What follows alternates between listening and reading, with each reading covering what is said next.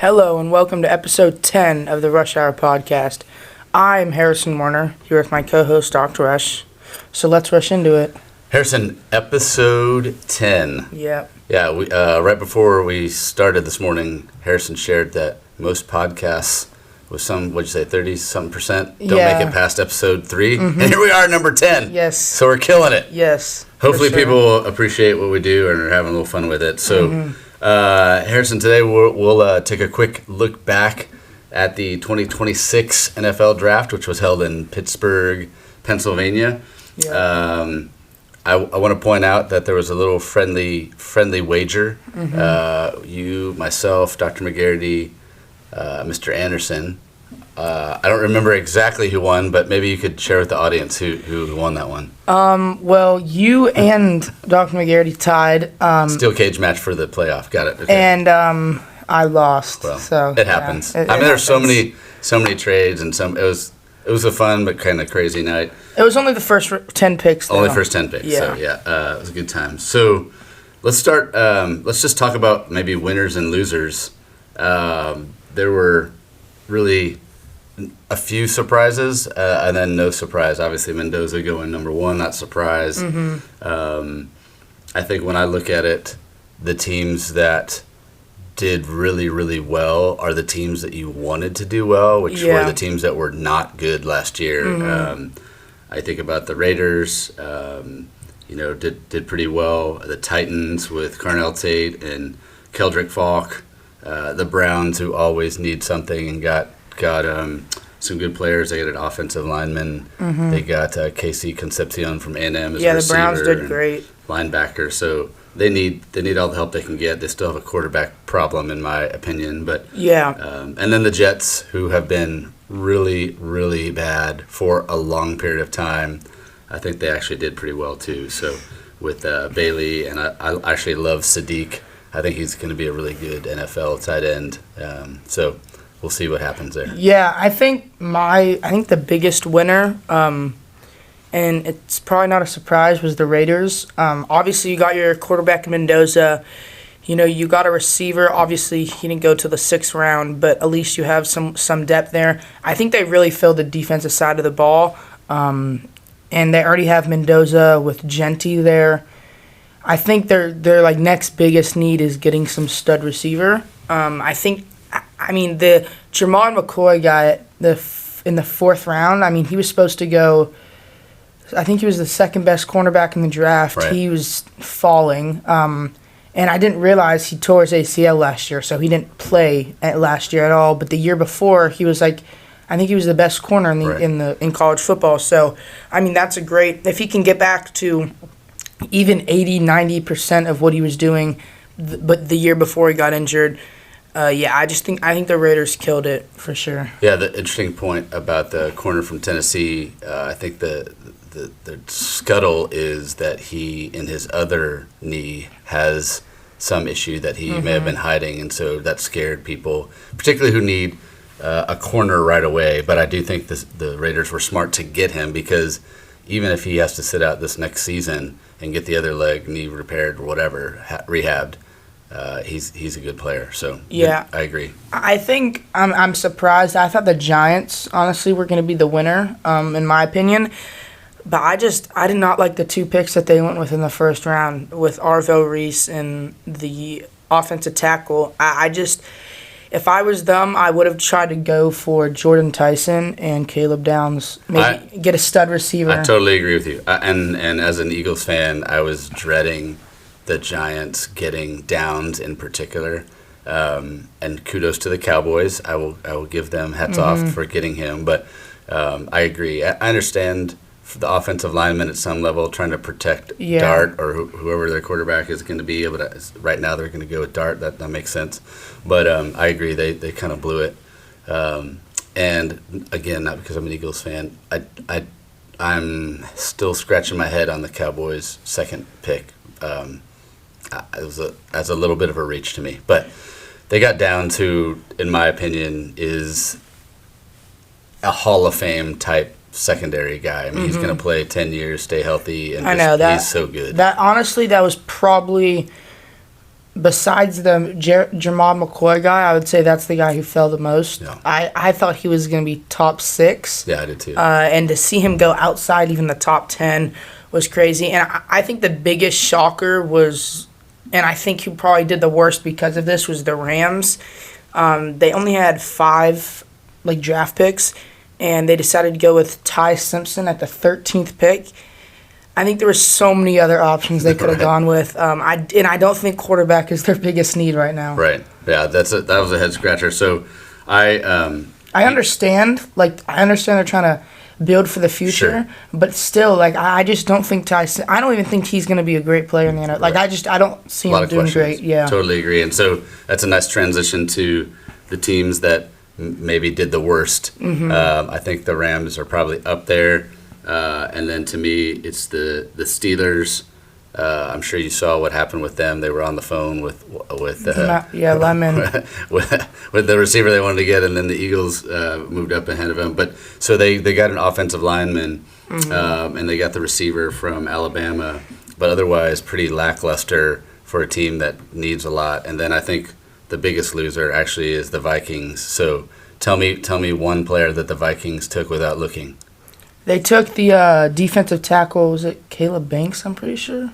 I think In the first round. Yeah, in the first round. I don't know why. I that was also you can even look it up. That was, I think, besides Ty Simpson, that was one of the biggest reaches.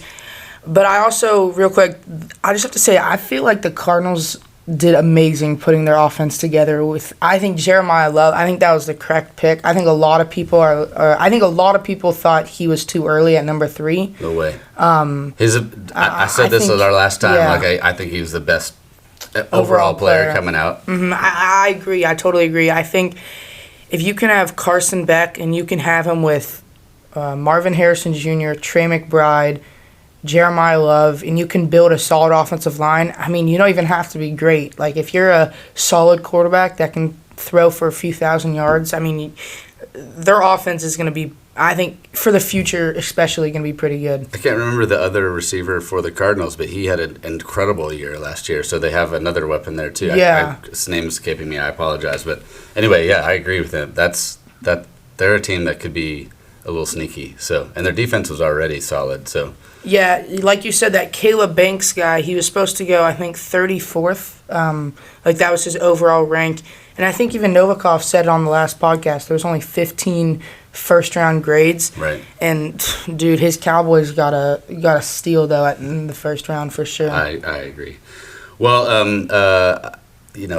personally, I'm really happy with the Eagles draft. Got lots of good players, including Eli Stowers. It's fun when you get the Bolitnikoff winner, the receiver, and Lemon, and you get the tight end. You get the best receiver, arguably, in college football, and then you get the best tight end. So lots of weapons for Jalen Hurts, and we'll see what happens With the A.J. Brown deal. But Harrison, as we transition to talk about the Patriots, I did see something super random yesterday, and maybe it's just wishful thinking, but that A.J. Brown and a future first-round pick to the Patriots for your best defensive back because he's got a big salary thing coming. Absolutely not. I saw that. I was like, if that happens, our defense is crazy. Yeah, absolutely not.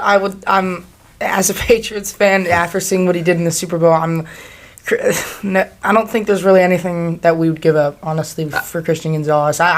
He's young. I think he's like 23, 24. I mean, he's amazing. But yeah, I mean, the Patriots, I'm not really surprised. They do this every draft. They just get offensive linemen and defensive linemen, really. I don't know why we traded up to get this guy.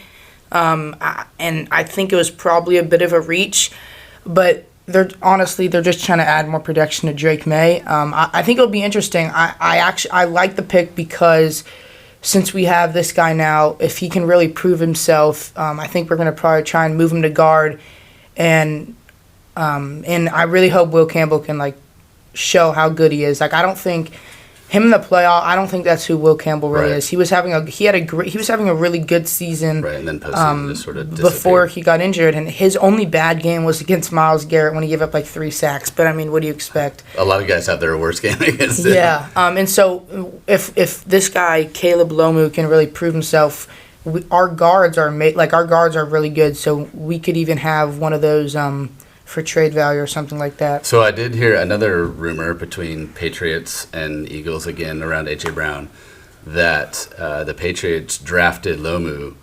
and obviously the Eagles need an offensive lineman because our guys are getting older. Lane Johnson near the end of his career, so a bunch of guys that we need, and so maybe a flip there, Yeah. which actually makes sense for both teams if that were to happen. But we'll see. June 1st is coming. June 1st, so here we go. June 1st is coming. All right.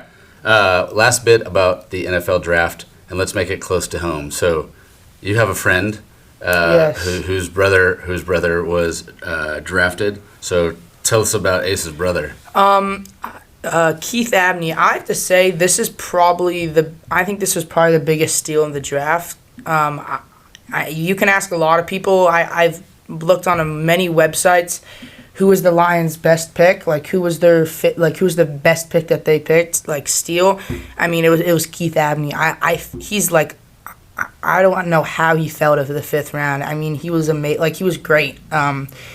For a 5th rounder, I don't even think he was the 10th best corner. I think he was above that. I thought he even had a chance of going 3rd round. But to see him go middle of 5th round was really surprising. I'm glad he went to a team that obviously they haven't won a Super Bowl, but I think they have a good winning culture there. Like with their coach, like I really like Dan Campbell.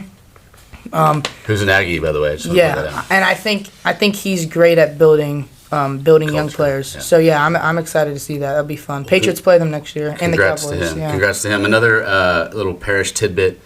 Former quarterback Preston Stone, who went to SMU and then finished his career at Northwestern, was picked up by the 49ers. So he got invited to rookie Really? camp. So that's exciting. Congrats, Preston. Wish you the best of luck, of course.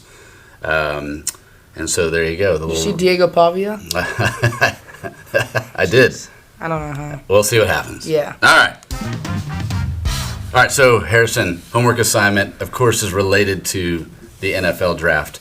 So you know what the moniker, the name of the last player in the NFL draft, you know what they call that, Yes, right? Mr. Irrelevant. Mr. Irrelevant.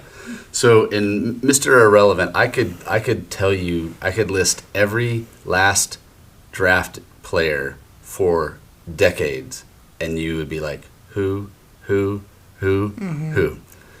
So I'm going to ask you two things. Other than Ryan Suckup, who is a kicker for the Kansas City Chiefs and about a decade ago, really great kicker.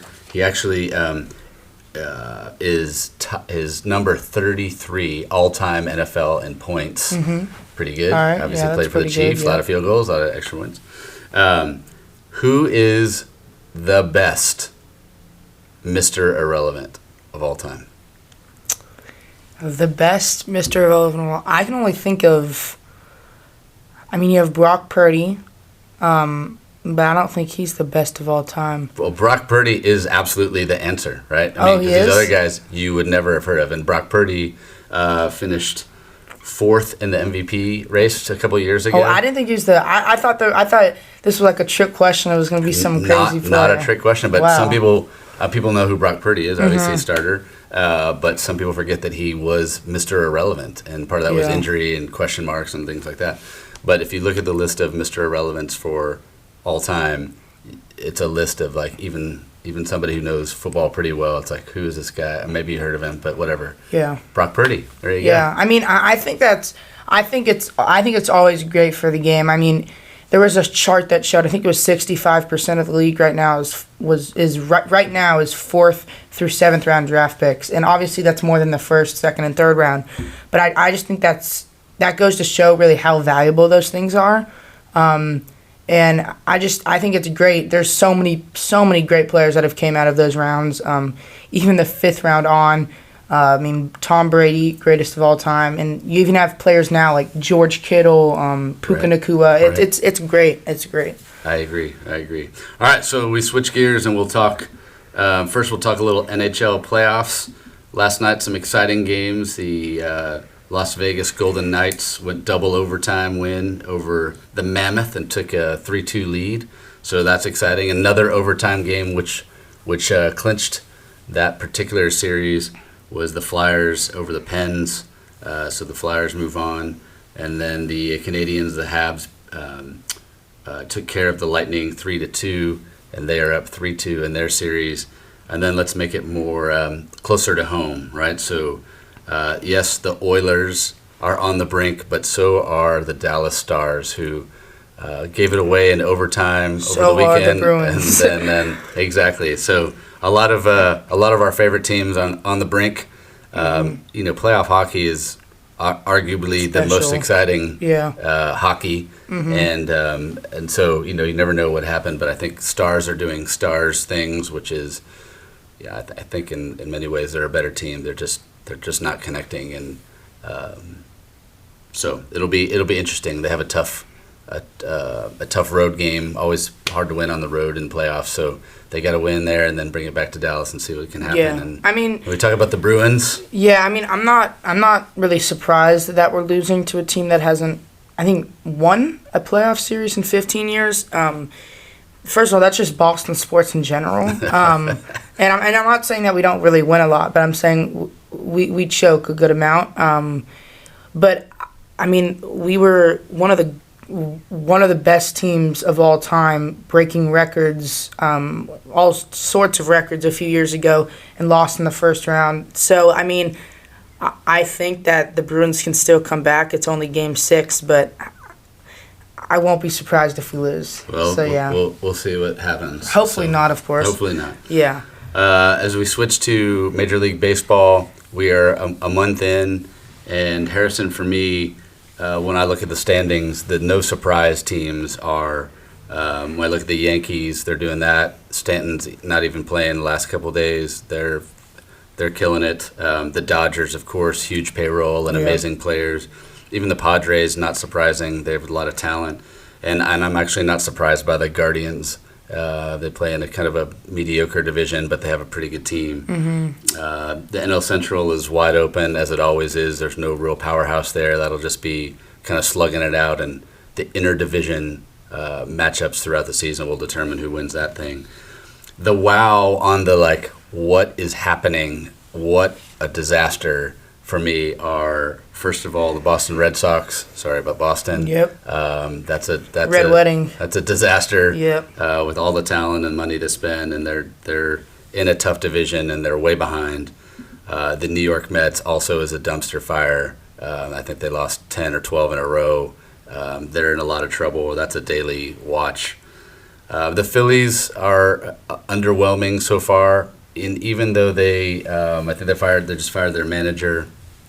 I think they have a ton of talent. They play in a stadium where their offense is built to hit home runs. I think they can climb back. I think the Marlins are ahead of them slightly, and somebody else is right ahead of them that's not very good. The Nationals are not very good in my opinion. So I think the Phillies can right the ship. There's plenty of time, but that's a wow. Yeah. And then I think there's a little bit of blinking red light for the Blue Jays, who obviously made it to the World Series last year and lost in a great series. They have not had a great start. And then to me, the wow on a positive side is, how about the Oakland A's, the Sacramento A's, the Las Vegas A's, whatever, the to-be-determined For sure. A's. The West isn't great, but they're winning games against really good teams, including teams in the West. So I always like to watch the low market teams. Yeah. It's kind of fun to root for. So Yeah, I mean, I'm not really surprised. The Red Sox got off to a terrible start, of course. I mean, they were about, I think, 9-9 at one point, or 9-10. They were close to being around 500, and then they just went on another losing streak. But I mean, I think that's what baseball is all about. I mean, there's going to be long losing streaks. It's literally a season of up and downs. I mean, it's different if you switch over to like the NFL. It's only really 17 games, so I mean you lose a few, and you're like if you're 0-3 to start the season, like you're in like panic mode. And I think the Mets, I think they definitely are in panic mode, but I think you still have 100 plus more games to go. So I would be like obviously worried. Like obviously you don't want to be the worst team in the league. But there's so much time to go. I think in baseball, nothing really matters till June. I'm saying record wise. Yeah, I think that's a fair assessment. I also think it's really difficult, particularly in New York, whether it's the Yankees or the Mets, when you start to play poorly and the fan base is so rabid, in good times and in bad times. Not unlike on Philly sports and the Eagles and all that. But I think it's just really, I think it's harder. When you start poorly in New York, because you got to not only win and fight through the mental things and whatever, but you got to get through the fans and the newspaper and the media and all the daily, all the stuff. It's just a little. Whereas nobody's really, if the A's were tanking or whatever, no one would really care, right?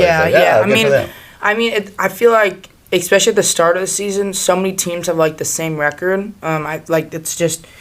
Especially now, there's been about 33, 34 games played, and it's like 15-15. That's like the average record right now. So it's pretty, like, I would say in the middle. But yeah, like the Red Sox firing their whole coaching staff, like I'm not really surprised. It's shake it up. It's shake it up. I mean, the Celtics fired their coach. And the next year the Celtics won the championship. But addition by subtraction sometimes. Yeah, I mean maybe that could happen to Vrabel. We don't know.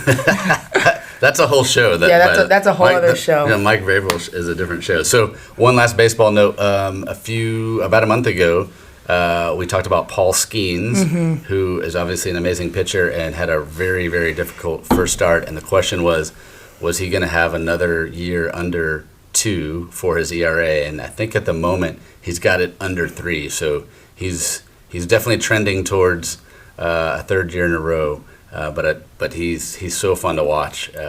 Even though the Pirates are a mediocre team at best, he's so fun to watch. So he has a 2.48. I'm not surprised. I mean, it's pitching. It's not like you get to play obviously every single game, but getting back to.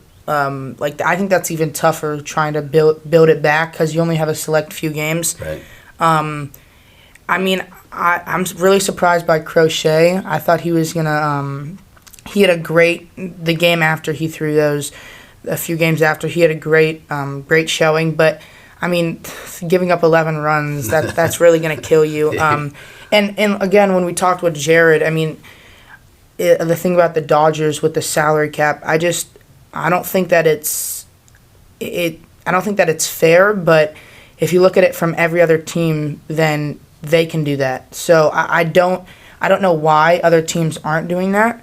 And I just think they found a loophole. And I think the Dodgers are like it's a smart idea. It's not like you're breaking rules technically. Right. But if the MLB, the whole point, and they say this in other sports, in the NBA they have the salary cap stuff, and other sports too. Like you want to make it fair. Like they don't want to be one single powerhouse for forever. Right. You don't want to have the same champion for 20 years in a row. Right.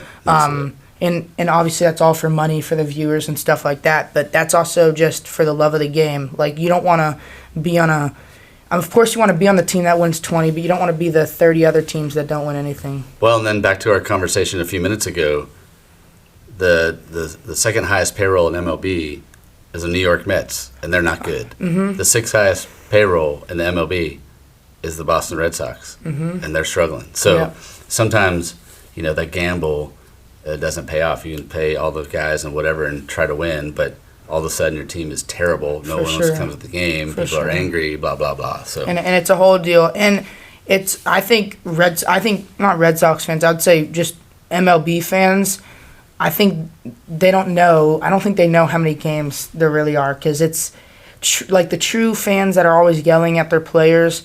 That's the thing that I don't like about it is how many games there are. There's 162, and so I don't think you should ever have the mindset when you lose one game, you can go get the next game. And I think that's why I think football. That's why that's probably my favorite sport to probably watch, because it's really almost every single game. It really means something. And if you lose one game in this, it's like, okay, well we'll get them next time. That's right. So yeah, that's just my take. College for sure. football is Same similar, thing so, for sure. Yeah. All right, so next time we're gonna invite one of our own, Coach Ahmad Ajami. We're gonna talk hoops. Yeah. We're gonna talk pro hoops. We're gonna talk NCAA tournament expansion. Get his thoughts on that. The playoffs might be over by then. Yeah, exactly. All the things. So we'll have Coach. First round's Ajami. been amazing. Yeah. It's been really good. I'd say. It's been entertaining for sure. And I hope the Lakers lose a few more games. Yeah, so we can have our take can be right for sure. Exactly. All right, we'll see you next time. Yes.